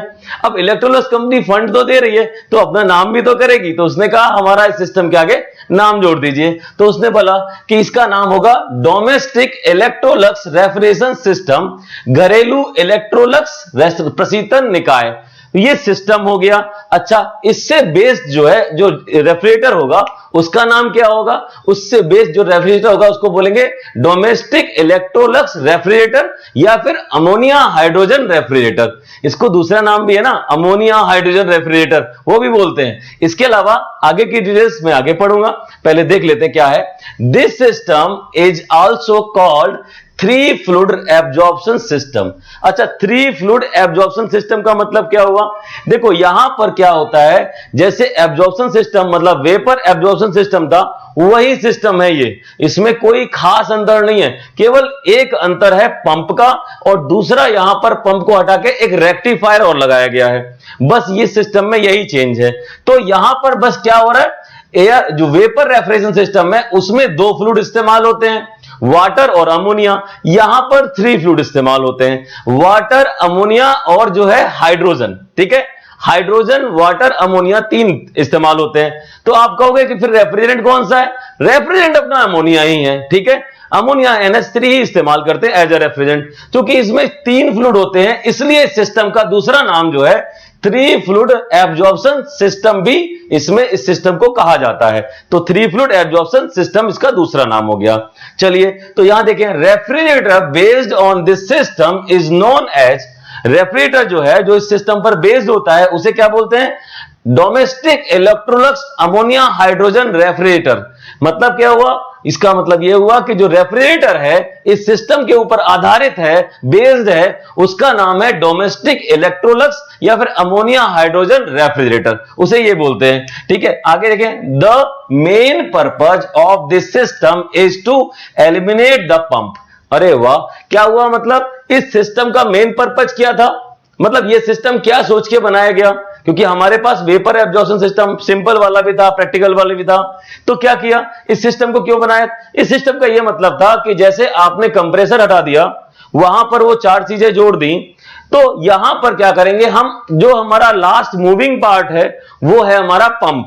पंप चलता है तो पंप को भी हटाओ आप, पंप भी हट जाएगा तो हमारे पूरे सिस्टम में कोई भी मूविंग पार्ट नहीं होगा, और जब मूविंग पार्ट नहीं होगा तो हमारा सिस्टम कैसा हो जाएगा, बिल्कुल साइलेंट, आराम से बिना पता है मतलब बिना आवाज किए ही चलता रहेगा। तो इस सिस्टम का मेन पर्पस था कि भाई ऐसा है, पंप को जो है यहां से हटा दो, एलिमिनेट कर दो, यही बात है। यहां पे आगे लिखा है the 3 fluids used in this system are ammonia, hydrogen and water. इस सिस्टम में 3 फ्लूइड कौन कौन से इस्तेमाल कर रहे हैं, अमोनिया है, वाटर है और हाइड्रोजन है, ये 3 फ्लूइड इस्तेमाल हो रहे हैं। ठीक है, आगे क्या है, हाइड्रोजन क्यों इस्तेमाल करते हैं ये बताएंगे आपको।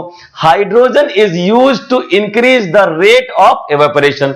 अच्छा, मतलब ये हुआ हाइड्रोजन इसलिए इस्तेमाल कर लिया कि इवेपोरेशन का जो रेट है, जो दर है, उसको बढ़ा देता है हाइड्रोजन, क्योंकि हल्की होती है ना, तो हल्की होगी तो बहुत तेजी से फ्लो कर जाएगी, तो इवेपोरेशन जो है या रेट ऑफ इवेपोरेशन जो है हाइड्रोजन की वजह से बढ़ जाती है, तो थोड़ा सा सीओपी इंक्रीज कर जाएगा। ठीक है, ड्यू टू हाइड्रोजन। तो यहां पर हाइड्रोजन का ये इस्तेमाल होता है। हिंदी वाले स्टूडेंट के लिए प्रॉपर यहां पर हिंदी में बता देता हूं आपको। ठीक है, देखिए इस निकाय को 3 तरल अवशोषण निकाय भी कहते हैं। तो इसका क्या नाम है, 3 तरल अवशोषण निकाय। हिंदी में बोलेंगे, अगर आप दूसरी वाली हिंदी समझते हैं तो वो क्या बोल सकते हैं, 3 फ्लूइड्स अवशोषण निकाय, ऐसा भी बोल सकते हैं, कोई दिक्कत नहीं है। 3 तरल अवशोषण निकाय भी कहते हैं।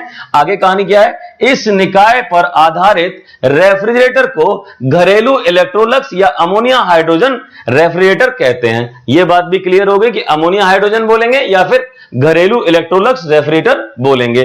ठीक है, रेफ्रिजरेटर यहां पे इस निकाय का मुख्य उद्देश्य, इस निकाय का मुख्य उद्देश्य क्या है, मुख्य उद्देश्य है पंप को हटाना। तो इस निकाय का मुख्य उद्देश्य है पंप, निकाय से पंप को हटाना, जिससे कि जो है हमारा निकाय बिना किसी आवाज के चल सके, मतलब साइलेंट हो जाए, शांत तरीके से चल सके। ठीक है, यह भी लिखना है आपको। इस निकाय में प्रयुक्त 3 तरल अमोनिया है, हाइड्रोजन है और पानी है। 3 तरल कौन कौन से हैं, अमोनिया है, हाइड्रोजन है और पानी, इन 3 तरल का इस्तेमाल करते हैं। अच्छा, हाइड्रोजन क्यों इस्तेमाल करते हैं ये बता देते हैं। हाइड्रोजन जो है निकाय में वाष्पन की दर को बढ़ा देता है, वाष्पन की दर को बढ़ाता है। ठीक है, तो ये चीज हो गई। अमोनिया जो है यहां पर इस्तेमाल करते हैं एज अ रेफ्रिजरेंट। यहां पर हमारा प्रशीतक कौन है, अमोनिया है। ठीक है, तो ये पूरा का पूरा हमारा डोमेस्टिक इलेक्ट्रोलक्स सिस्टम की थियरी हो गई। अब सिस्टम देख लेते हैं, सिस्टम ही तो देखेंगे क्योंकि उसी से तो पता लगेगा कैसे कैसे काम करता है। चलिए, तो हमारा जो है यहां पर ये क्या है, पूरा का पूरा सिस्टम बना हुआ है। इसमें बहुत सारी चीजें लगी हुई हैं। क्या क्या लगा हुआ है, तो मेन कंपोनेंट इस सिस्टम के क्या क्या है बात कर लेते हैं। पहले एक हमारा एवोपरेटर लगा हुआ है, दिस इज द एवोपरेटर। उसके अलावा एब्जॉर्बर लगा हुआ है, ये हमारा एब्जॉर्बर है। ठीक है, तीसरा हमारा जो है जनरेटर लगा हुआ है, दिस इज द जनरेटर। उसके अलावा जो है रेक्टिफायर लगा हुआ है, ये रेक्टिफायर है। उसके अलावा कंडेंसर लगा हुआ है और ये हमारा कंडेंसर है। ठीक है, तो ये सारे हमारे 5 पार्ट जो है मेन पार्ट है। उसके अलावा आप देख रहे हो ये क्या है, ये हीट एक्सचेंजर है। हीट एक्सचेंजर मतलब क्या करता है, या ऊष्मा का जो है क्या करता है, आदान प्रदान करता है। एक्सचेंजर है ना, तो उदान का ऊष्मा का आदान प्रदान करेगा। कैसे आदान प्रदान, जहां पर ज्यादा ऊष्मा होगी उसको जो है कम ऊष्मा वाले को प्रदान कर देगा और वहां से हम उसका यूज कर लेंगे। मतलब हीट जो है यहां पे वेस्टेज न जाए, किसी और को मिल जाए, यही हीट एक्सचेंजर का काम होता है। ठीक है, तो ये लगा हुआ है। और क्या लगा हुआ है, और तो कुछ एक्स्ट्रा लगा नहीं है, बस यहां पे गैस बर्नर लगा हुआ है जो इसको क्या कर रहा है, जनरेटर में भरा हुआ जो लिक्विड है उसको क्या कर रहा है, गर्म कर रहा है, उसको या उसका टेम्परेचर बढ़ा रहा है। ठीक है, तो ये चीज है। तो पहले सिस्टम को समझ लेते हैं। कुछ लोग कहते हैं कि जो सिस्टम है वो हमारा जनरेटर से स्टार्ट होता है, कि आप जब यहां पे आग लगाएंगे, मतलब आग लगाएंगे मतलब ऐसा नहीं है वो वाला नहीं, क्या आग लगाएंगे मतलब यहां पर आप हीट प्रोड्यूस करें, यहां हीट देंगे किसको, जनरेटर को। तो जनरेटर को हीट देंगे तो क्या होगा, यहां से यहां जनरेटर को हीट देते ही यहां पर जो है हमारा अमोनिया वेपर बनना स्टार्ट हो जाएगा और बहुत ज्यादा अमोनिया वेपर बनेगा, क्योंकि टेंपरेचर जैसे ही बढ़ाते जाएंगे बहुत ज्यादा अमोनिया वेपर बनेगा, हाई प्रेशर अमोनिया आगे बढ़ना स्टार्ट हो जाएगा। अमोनिया के साथ यहां पर वाटर वेपर भी जाता है थोड़ा बहुत। तो क्या होगा, वो रेक्टिफायर के अंदर, अब आप बोलोगे रेक्टिफायर के अंदर क्या होता है, रेक्टिफायर एक ऐसा डिवाइस होता है जो अमोनिया वेपर को वाटर जो वेपर है, वाटर पार्टिकल्स हैं, उनसे अलग करता है। तो यहां पर वाटर पार्टिकल्स को अलग करके अमोनिया वेपर को आगे भेज दिया जाता है। This is the ammonia vapour, ये आगे चली गई। अच्छा, कुछ लोग ये सोचते हैं कि भाई यहां से स्टार्ट करेंगे, कहां से, एवेपोरेटर से ये सिस्टम स्टार्ट करेंगे। एवेपोरेटर से हमें कोई सामान रखा और वहां उसका टेम्परेचर जो है रिड्यूस किया, या फिर ये बोले कि वहां पर रखी वस्तु को में से हीट को एब्जॉर्ब कर लिया, उसके बाद आगे पढ़ेंगे। आप कहीं से भी इस सिस्टम को डिस्क्राइब कर सकते हैं क्योंकि सारे मुख्य अंग ही हैं इस सिस्टम के। ठीक है, तो चलिए स्टार्ट करेंगे एवेपोरेटर से, क्योंकि यहां से हमारे पास मेन कंपोनेंट आ जाते हैं। देख लेते हैं पहले एवेपोरेटर में क्या होता है। एवेपोरेटर में क्या होता है, रेफ्रिजरेंट जो है वो यहां से हीट एब्जॉर्ब कर लेता है। ठीक है, कोई चलती हुई साइकिल के अंदर की बात हो रही है। एवेपोरेटर के अंदर क्या होगा, हीट एब्जॉर्ब कर लेगा हमारा रेफ्रिजरेंट, और वो रेफ्रिजरेंट फिर आगे चला जाएगा। अब रेफ्रिजरेंट में क्या था, रेफ्रिजरेंट में अमोनिया था, लेकिन यहां पर एक बात ध्यान रखनी पड़ेगी कि अमोनिया खाली नहीं है, क्योंकि यहां पर हाइड्रोजन जो है वो एवेपोरेटर में भेजी जाती है। तो हाइड्रोजन एवेपोरेटर में जाएगी, वो अमोनिया के साथ मिक्स होगी, और यहां पे जो है किसका, यहां पे जो है प्रशीतन का, जो या फिर बोले यहां पे वाष्पक का, वाष्पन मतलब एवेपोरेटर का जो है क्या बढ़ा देती है, रेट बढ़ा देती है। तो एवेपोरेशन का रेट बढ़ जाता है, वाष्पन की दर बढ़ जाती है, और यहां पे अमोनिया और हाइड्रोजन जो है वापस किस में आ जाते हैं, एब्जॉर्बर में आ जाते हैं। तो अमोनिया और हाइड्रोजन कहां चले गए, हमारे एब्जॉर्बर में आ गए। अब एब्जॉर्बर में अमोनिया तो एब्जॉर्ब हो जाएगी, लेकिन हाइड्रोजन जो है वो एब्जॉर्ब होने वाली गैस तो है नहीं, वो तो अलग चलेगी।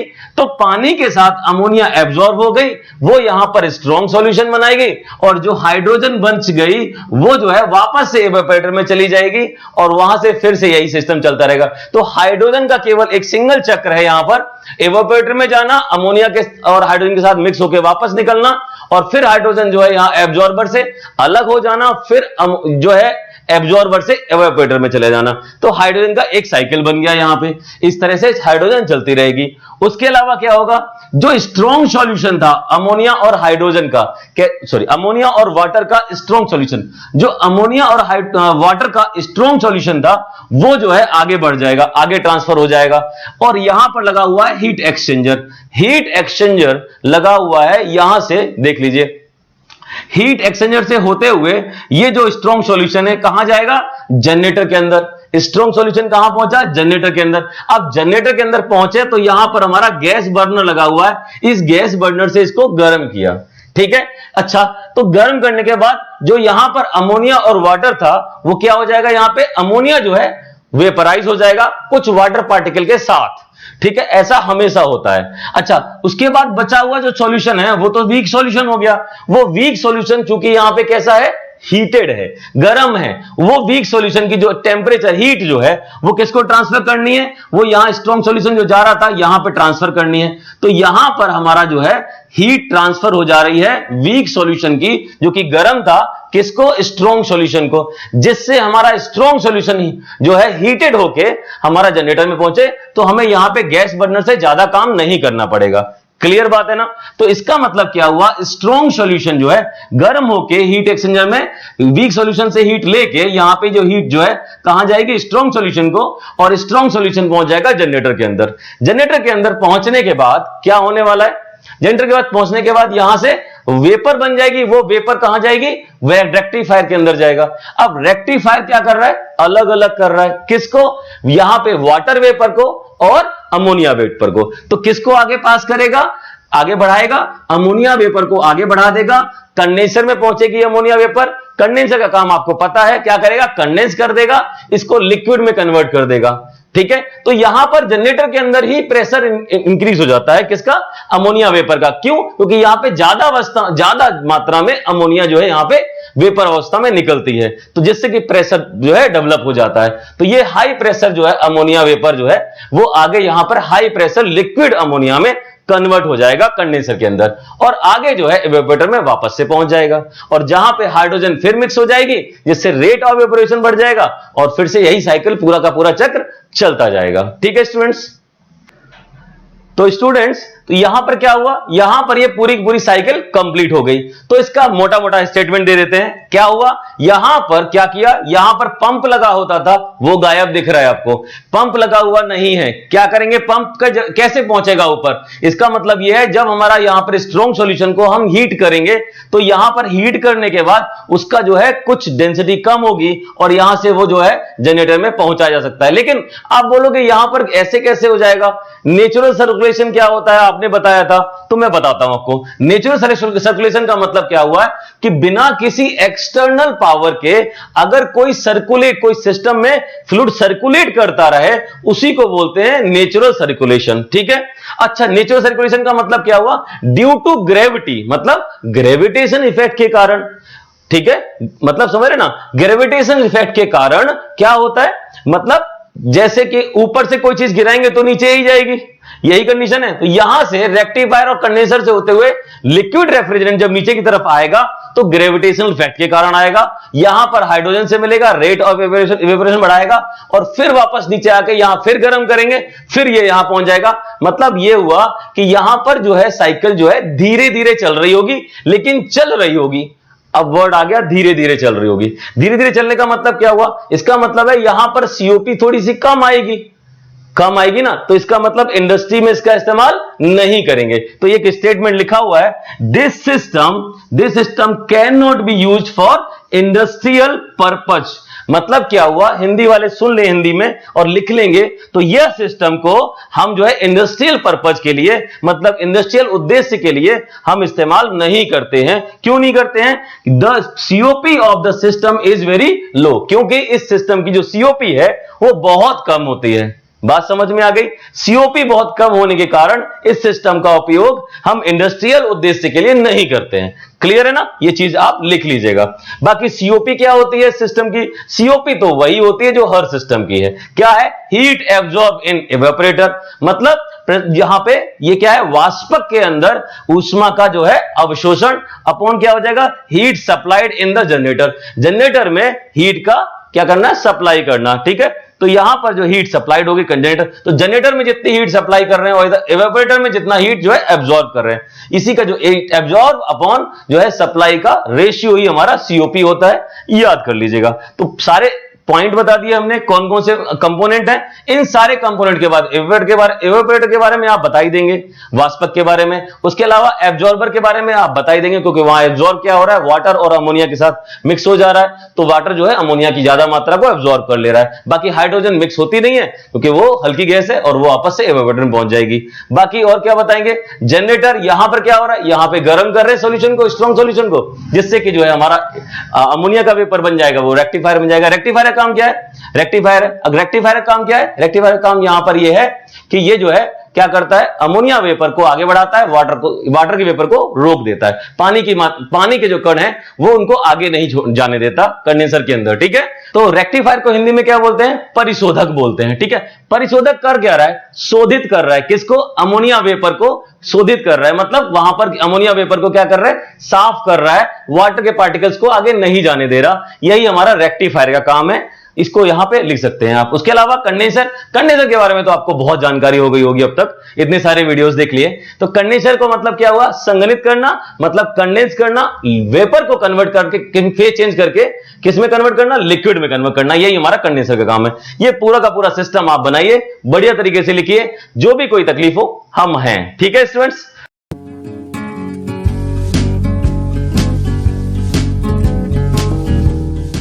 स्टूडेंट्स अब स्टार्ट करेंगे, हमारा थर्ड टॉपिक है हमारा सोलर पावर रेफ्रिजरेशन सिस्टम।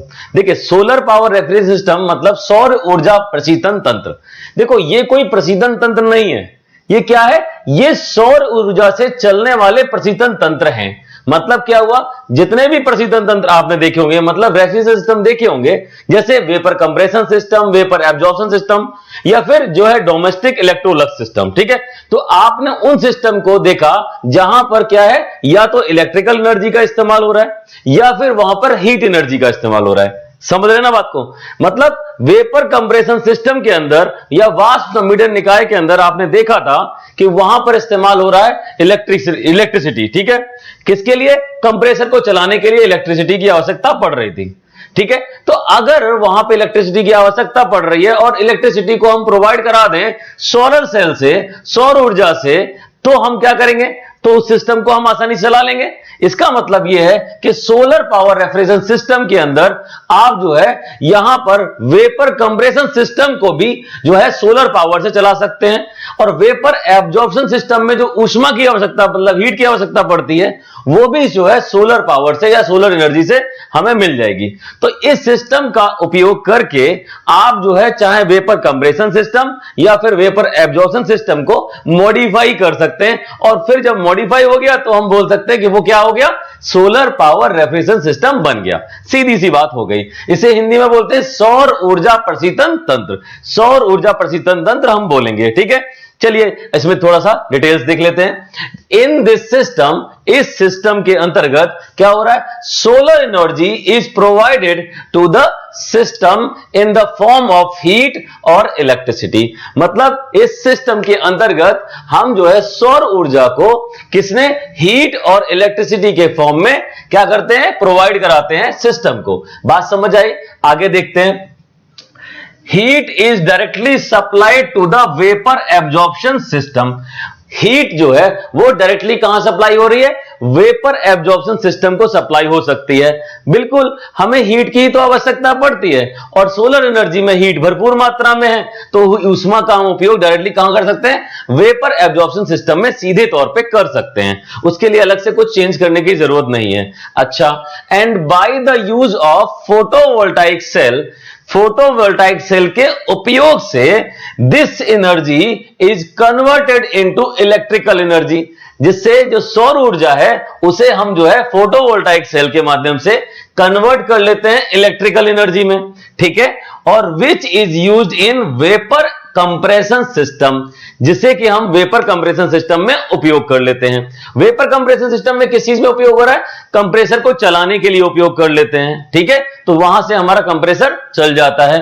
तो अगर हम ये जो है सोलर पावर का इस्तेमाल इन सिस्टम में करें तो जो है हमारा जो सिस्टम है वो कहलाएगा सोलर पावर रेफ्रिजरेशन सिस्टम, ठीक है। अब स्टूडेंट हिंदी में देख लेते हैं आप, ठीक है। क्या है, इस निकाय में सौर ऊर्जा ऊष्मा तथा विद्युत के रूप में निकाय को भेजी जाती है, ठीक है। तो सौर ऊर्जा किस रूप में भेजी जाएगी, या तो हीट में, ऊष्मा के रूप में, या फिर जो है विद्युत के रूप में, इलेक्ट्रिसिटी के रूप में निकाय को भेजी जाएगी, ठीक है।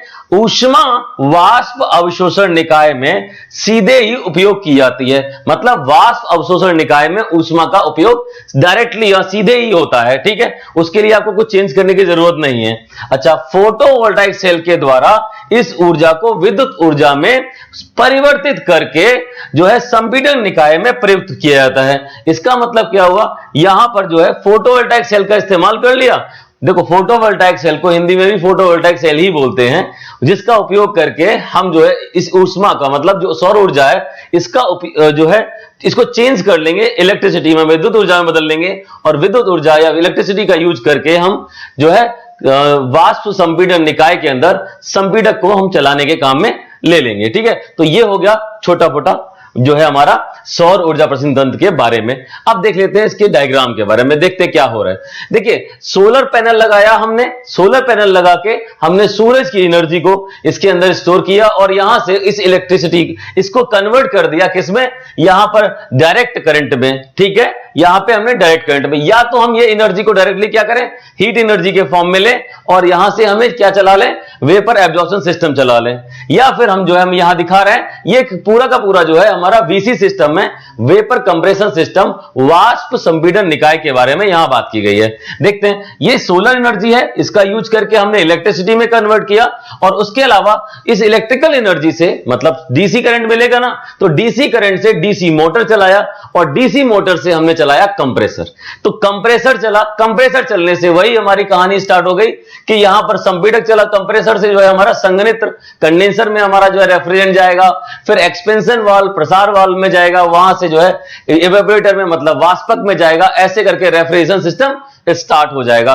कंप्रेसर को जस्ट चलाने से ही हमारा सारा काम हो रहा है। तो कंप्रेसर किससे चल रहा है, सोलर पावर से चल रहा है। तो कंप्रेसर सोलर पावर से चलेगा तो क्या हो जाएगा, तो हमारा ये पूरा का पूरा सिस्टम क्या कहलाएगा, सोलर पावर रेफ्रिजरेशन सिस्टम कहलाएगा, ठीक है।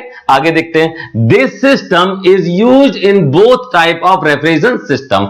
तो यह सिस्टम दोनों प्रकार के रेफ्रिजरेशन सिस्टम में यूज होता है, वेपर एब्जॉर्प्शन सिस्टम और वेपर कंप्रेशन सिस्टम, ठीक है। अच्छा आगे देखते हैं, operating cost of this system is very less. अरे भाई ऑपरेटिंग कॉस्ट लेस क्यों आएगी? बिल्कुल आएगी, क्योंकि सोलर एनर्जी के लिए तो हमें कोई अलग से कॉस्ट देनी नहीं पड़ती। तो रनिंग कॉस्ट या ऑपरेटिंग कॉस्ट क्या हो गई? बिल्कुल जीरो के बराबर हो गई। तो ऑपरेटिंग कॉस्ट क्या हो जाएगी? वेरी लेस हो जाएगी, ठीक है। अच्छा यहां पे हिंदी में देख लेते हैं, यह निकाय दोनों प्रकार के प्रशीतन निकायों में प्रयोग हो सकता है और इसकी संरचना, इसकी जो संचालन लागत है वो कम होती है, ठीक है। ये वाली बात हमने देख ली, कॉस्ट हमारी जो रनिंग कॉस्ट है, ऑपरेटिंग कॉस्ट है, ये कम होती है, लेकिन जो है बाकी खर्चे बहुत ज्यादा हो जाते हैं। मतलब क्या हुआ, जो भी डीसी करंट पे चलने वाले इक्विपमेंट एक तो महंगे होते हैं और उनकी एफिशिएंसी भी कम होती है। तो ये थोड़ी समस्याएं हैं, ये हम एडवांटेज और डिसएडवांटेज में देखेंगे। क्या डिसएडवांटेज या एडवांटेज देखेंगे तो सोलर पावर एनर्जी जो रेफ्रिजरेशन सिस्टम है उसका कंपैरिजन करेंगे किससे, जो हमारा वेपर कंप्रेशन सिस्टम जो था उससे, और उसमें देखेंगे क्या एडवांटेज हैं सोलर पावर सिस्टम के और क्या जो है लॉसेस हैं हमारे सोलर पावर सिस्टम के, जो भी हमारा रेफ्रिजरेशन सिस्टम है, ठीक है। तो ये स्टूडेंट्स हमारा क्या हो गया, solar power refrigeration system complete हो गया।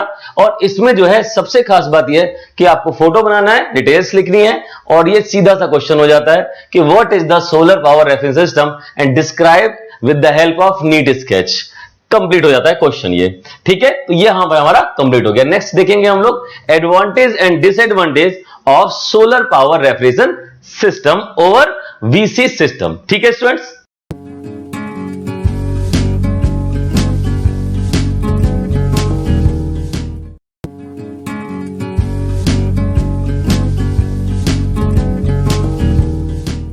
स्टूडेंट्स अब हम स्टार्ट करेंगे अपना लास्ट टॉपिक है, फोर्थ टॉपिक है सोलर रेफ्रिजरेशन सिस्टम की एडवांटेज और डिसएडवांटेज के बारे में, ठीक है।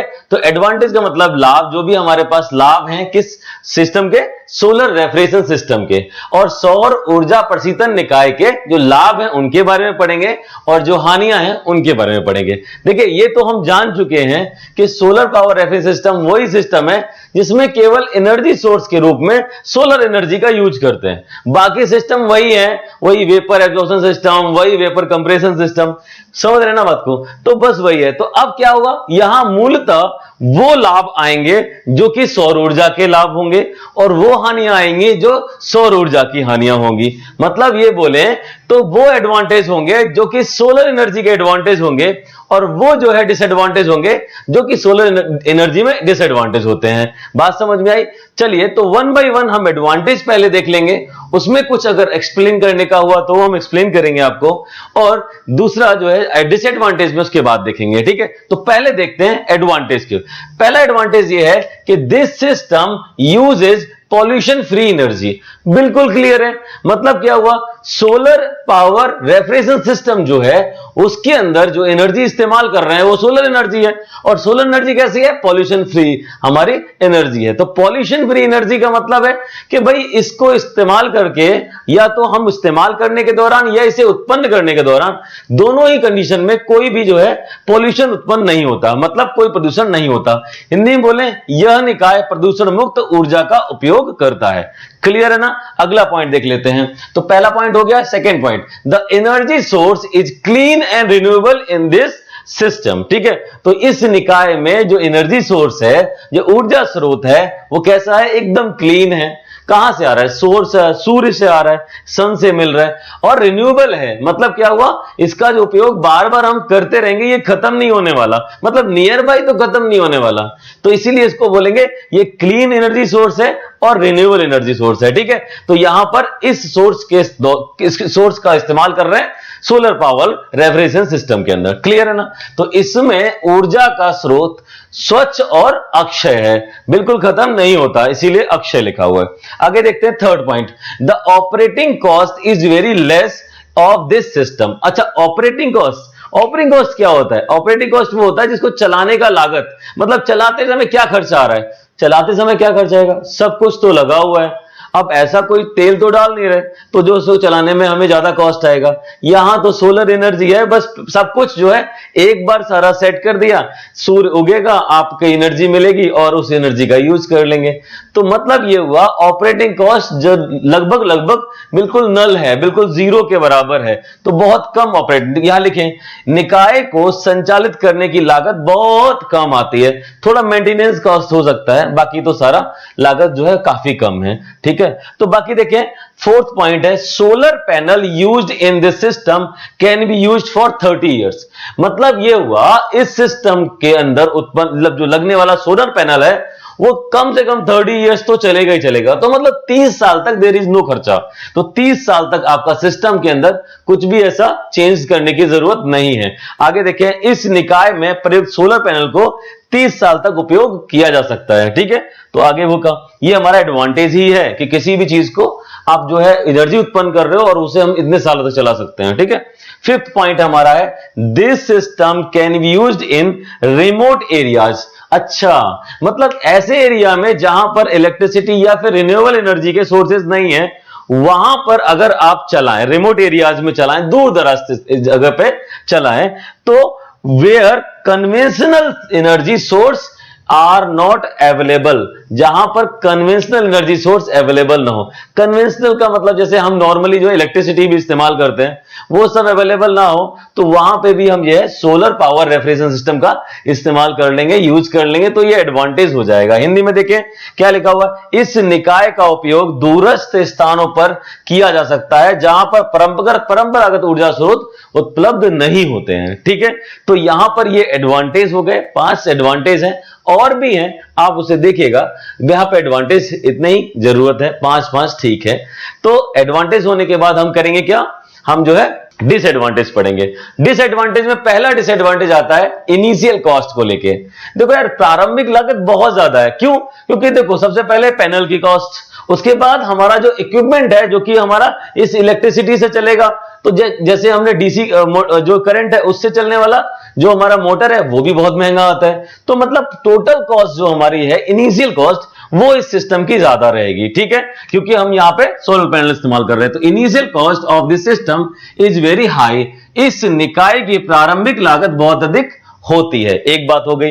दूसरा देखते हैं, equipment works on the solar energy is less efficient. एक समस्या और हो गई। क्या समस्या है कि देखो यार, यहां पे क्या हो रहा है कि जो हमारी सोलर एनर्जी है ना, उस पर जितने भी इक्विपमेंट काम करते हैं, मतलब कौन से इक्विपमेंट जो कि सोलर एनर्जी से इलेक्ट्रिसिटी बनाते हैं, इलेक्ट्रिसिटी पे चलने वाले, मतलब वो जो सोलर एनर्जी से इलेक्ट्रिसिटी बन रही है उस पे चलने वाले इक्विपमेंट जो है हमारे, वो जो है ना उनकी एफिशिएंसी बहुत कम होती है।